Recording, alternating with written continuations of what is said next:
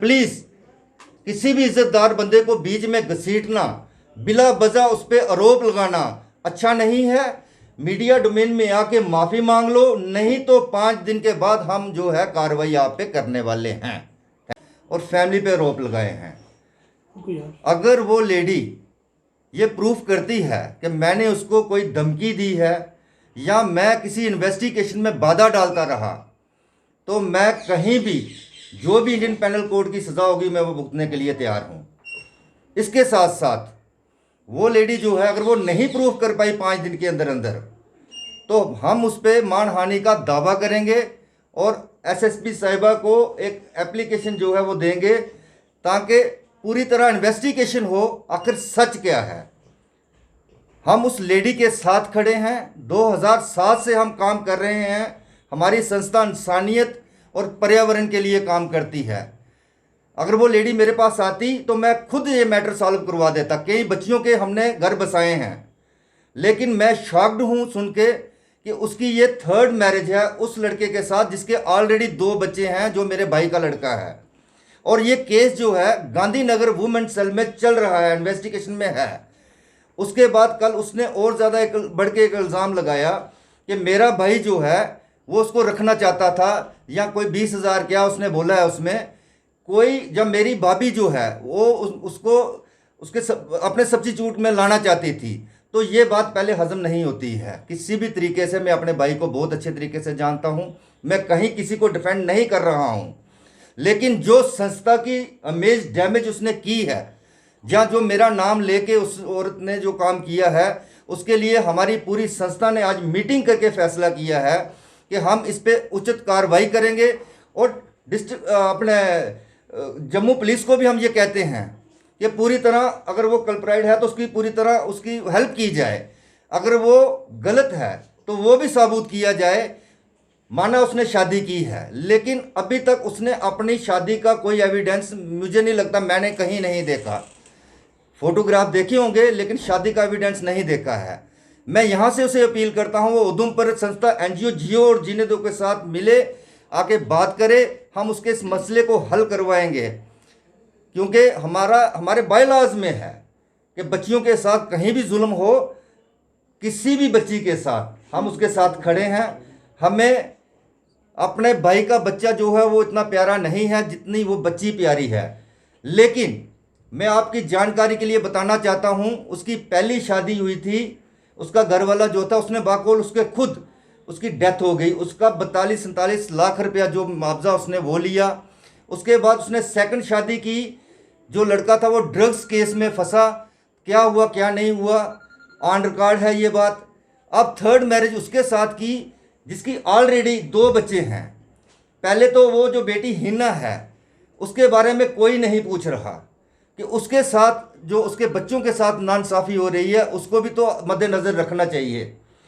मैं यही चाहता हूँ कि जो उसने हमारी संस्था की इमेज डैमेज की है, आप इसको, बड़े लोग इसको हल्के में ले रहे हैं, लेकिन जियो और जीने दो ये समझ रही है कि हमारी संस्था के किसी बंदे पे भी कोई भी अटैक कर सकता है, जिस तरह से उसने इश्तियाल अंगेज बातें की हैं। संस्था हाँ जी डोमेन में नहीं थी तो हमें कोई लेना देना नहीं था। ये एक परिवार का दो बंदों की शादी का मसला था, ऑलरेडी पुलिस स्टेशन में उनका चल रहा था, तो हमारा कोई लेना देना उसमें बनता नहीं है। लेकिन आज एनजीओ जियो और जीने दो के गिरेबान में उसने हाथ डाला है, क्योंकि मकबूल शाह, सन्नी, इनको कोई बंदा, आरफिन जिसे नाम लिया, इनको कोई बंदा नहीं जानता है। लेकिन जम्मू कश्मीर में एनजीओ जियो और जीने दो का एक मकाम है। हम लोगों के दिलों में बसते हैं, लोगों के साथ रहते हैं, लोगों के साथ चलते हैं। कल रात से अभी तक मुझे सैकड़ों फ़ोन आए हैं हमदर्दी के, लेकिन उसके बाद जब मैंने देखा सोशल नेटवर्क पे कुछ लोग लड़की को गालियां दे रहे हैं, कुछ मुझे भी गालियां दे रहे हैं, इतना तक लोग कह रहे हैं कहीं भी मिला तो इसको हम मार देंगे। तो ये चीज़ छोटी नहीं है, ये मेरे किसी सदस्य पे भी अटैक हो सकता है। और उस औरत ने पूरी तरह लोगों को भड़काया है। गांधीनगर पुलिस स्टेशन जो है इस बात की भी इंक्वायरी करे कि उस औरत की बैकग्राउंड क्या है, पीछे से वो औरत क्या है, कहाँ से। ये कहना शाह साहब स्पेसिफिकली उसका ये कहना कि आपने उसको हिल कर देंगे, ये कहाँ तक आप उसको लेते हैं? सर पहले मैं आपको बताऊं, यही तो मैं कह रहा हूं कि वो 5 दिन के अंदर अंदर उसके पास कोई ऑडियो रिकॉर्डिंग होगी मेरी, कोई वीडियो होगा, कोई संवाद मेरे उसके बीच में होगा, उसके पास कुछ तो होगा। जब वो डोमेन में लाएगी तो मैं इंडियन पेनल कोड के तहत जो सज़ा बनती है, तारिक शाह उसके लिए खुद तैयार होगा और खुद सज़ा का हकदार होगा। शाह साहब, उस लड़की ने जो है उस फैमिली से वो पैसे की मांग भी की है, क्या ये बात सही है कि गलत है? हाँ हाँ, अब भी एक ऑडियो जो है भाई की तरफ से मुझे मिला, एक नहीं काफ़ी जो ऑडियो उन्होंने वॉइस जो है वो मुझे भेजी हैं, मैं पूरी सुन नहीं पाया हूँ। उसने ये कहा है कि 20 लाख रुपया मैं इनसे लूँगी और मेरे साथ आरएसएस खड़ी होगी, मेरे साथ हिंदू विश्व परिषद खड़ा होगा, मैं सब लोगों को खड़े कर दूंगी और मैं इनको सबक सिखा दूंगी। कुछ और भी वीडियो हैं जिसमें लंबा संवाद हुआ है, किस तरह से मैं प्लानिंग करूंगी, मैं क्या करूंगी। खैर मेरा इससे कोई लेना देना नहीं है, मैं उस औरत के खिलाफ नहीं हूं, लेकिन जो उसने मेरी और मेरी संस्था की इज्जत डैमेज की है, तो मैं फिर से तमाम मीडिया वालों को मैं कहता हूं कि इस बात को चलाइए कि अगर वो 5 दिन में प्रूफ नहीं करती है तो वो माफ़ी मांग लेती है आके मीडिया में, तो हम जो है बिल्कुल शांत हो जाएंगे। अगर वो नहीं प्रूफ कर पाती है तो फिर मैं उसके लिए कोर्ट में जाऊंगा, मैं वो उचित सारी कार्रवाई करूंगा जो मेरी इज्जत को डैमेज करने में उसने काम किया है।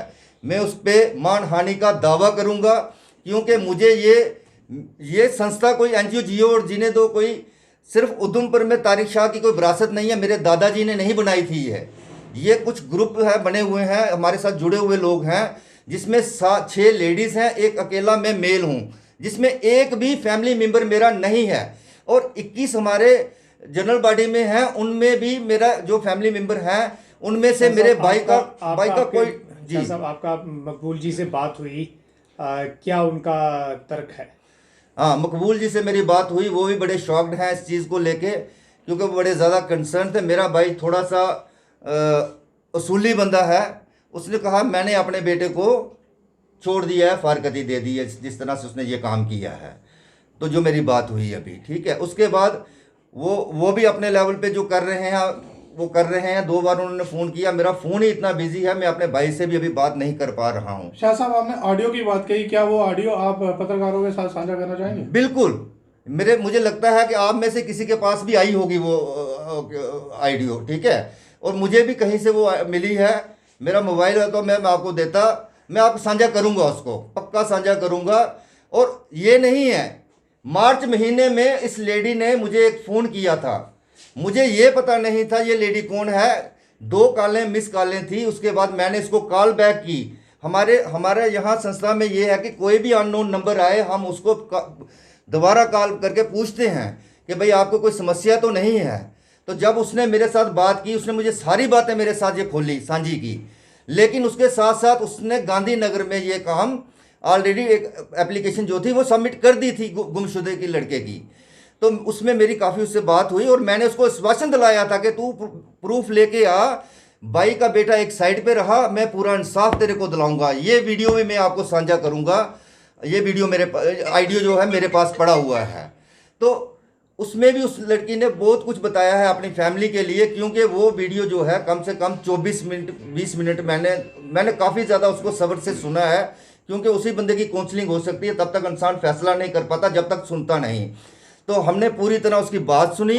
उसके बाद मैंने ये भी तर्क रखा कि वो जो लड़का है जिसने आपके साथ शादी की है, उसने 4 कत्ल किए हैं, 2 अपने बच्चों के और 2 एक आपका और अपनी बीबी का। तो ऐसा बंदा जो है वो बख्शा नहीं जाना चाहिए। मैं आपके साथ खड़ा हूँ, अगर उसने ऐसा किया है मैं आपके साथ खड़ा हूँ। लेकिन जहाँ तक उसने भाई की बात की कि ये बात है, तो उसको मैंने कहा ये बात मुझे एडजस्ट नहीं हो रही है। कत्ल किए हैं मतलब सिंबॉलिक किए हैं? नहीं, कत्ल करने का मतलब ये हुआ कि एक बंदा जो है छोटे छोटे बच्चों को छोड़ के दूसरी बीवी के साथ चले जाएगा तो उन बच्चों का क्या होगा। कत्ल नहीं बोला। ये करने का मतलब ये है कि मैंने देखा नहीं है उसे। ऑडियो में फोन पे बात करने का मतलब ये नहीं है कि मैं उसको जानता हूँ। मैंने उसकी ग्रीवेंस सुनी, कई लोग मेरे आगे ग्रीवेंस रखते हैं, तो उसमें से एक वो थी। आज उसका मेरे पास नंबर भी नहीं है और मैं ऑडियो साझा करूंगा, जब आपको ज़रूरत होगी आप मेरे से ले लो। आप उसको जब सुनोगे आपको खुद दूध का दूध पानी का पानी हो जाएगा। जो औरत जो है तीसरी शादी कर सकती है, जो औरत एक ऑडियो में ये कह सकती है कि मैं उन सब तमाम लोगों को मुलव्वस कर सकती हूँ, तो वो लेडी जो है वो किसी न किसी साजिश के तहत वो काम कर रही है। बाकी आपने कोई और सवाल करना है आप कर सकते शाह हैं। साहब, आपके साथ और भी लोग हैं, कुछ कोई कहना चाहेगा? हाँ मैडम नीना जी हैं हमारी, ये भी कहेंगे। नमस्कार सर। लेकिन जो भी ये ऑडियो वीडियो आ गया है, इससे हमारी फैमिली पे भी इफेक्ट पड़ रहा है। ये चिंगारी इसने ऐसी फेंकी है जिससे हमारी फैमिलीज भी इफेक्ट करती है। हम एनजीओ के साथ काम करते हैं लेकिन ऐसा काम तो नहीं करते हैं। ये आपको भी प्रूव करना पड़ेगा कि हमने ऐसा क्या किया है जो आप एनजीओ को बदनाम करने पे लगी है। आपका अगर कोई बदला लेने का मन है तो आप किसी और तरीके से ले लीजिए, लेकिन हमारी एनजीओ इसके खिलाफ आपके आधार पे मानहानि का दावा करती है।